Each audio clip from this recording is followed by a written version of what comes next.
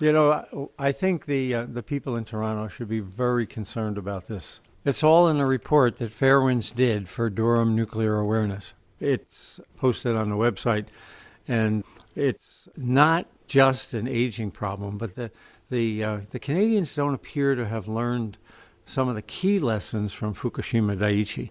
The first one is the regulator in Japan was in bed with the people that was supposed to be regulated. And I see the same thing in Canada. We've got a regulatory framework where there's certainly a cozy relationship between the people operating the reactors and the people who are supposed to regulate them.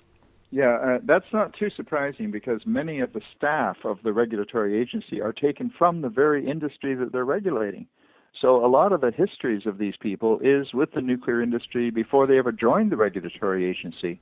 And in any event, there's no doubt that in Canada at least, the staff people at the Canadian Nuclear Safety Commission are all really supporters of nuclear power. They want nuclear power to succeed, and so they have what you could call the conspiracy of the like-minded, and that is that they think this has got to be good, it's got to be a help to society, and we want to make it as safe as possible, but we certainly don't want to shut it down. The other issue that the Canadians don't appear to have learned from Fukushima Daiichi is that one nuclear accident is not the worst that can happen. Daiichi had 3, and yet the Pickering units are 8 reactors, 6 of which are running, side by side. So like when Fukushima Daiichi 3 blew up, it damaged Daiichi 2 and Daiichi 4. And the Canadians don't assume crosstalk between the reactors and just assume one nuclear accident. The biggest weakness in the design from a Fukushima issue standpoint is to look at the fact that the entire Pickering site only has one containment building, a thing called a vacuum building. And so the vacuum building is designed to suck up the gases from one nuclear reactor accident. But Daiichi told us we can have more than one nuclear reactor accident simultaneously. And the Canadian design won't accommodate that. Right.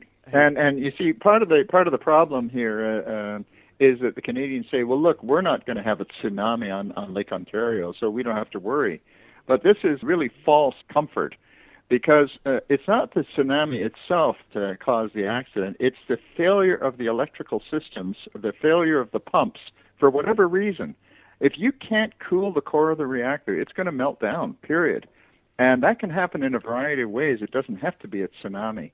So there's false comfort being taken from the fact that we don't have to worry about that exact scenario.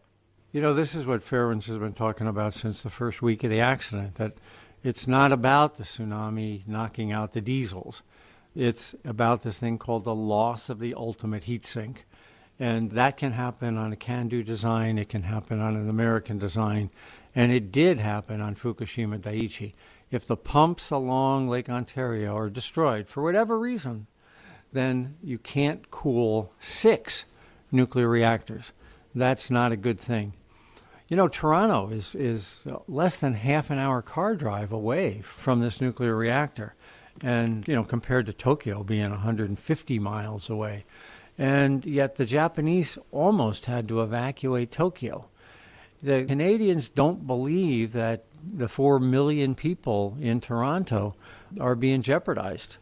And Americans should be concerned too, because 3 hours away is Buffalo. Yep. So, it's kind of ironic. There's George Orwell, the writer, the British writer, coined the phrase doublethink. And we have a good example of doublethink here. On the one hand, the nuclear industry tells everybody, both in Canada and the United States, that don't worry about nuclear accidents. They're so improbable that it's not rational to worry about them. On the other hand, they have a special piece of legislation which protects them against financial liability in the event of a major accident. They're the only industry that requires special law to protect them against financial liability in the case of an accident. So on the one hand, they say, you, the public, shouldn't worry about a nuclear accident, but we, the industry, are sufficiently worried that we need a special legislation to protect our money. So the industry was so not worried in Canada that they put their lobbyists to work to protect them from what they were not worried about? Exactly. Well, I'd just like to mention that CCNR, that's the Canadian Coalition for Nuclear Responsibility, we also did a submission regarding the life extension of these Pickering reactors, opposing it.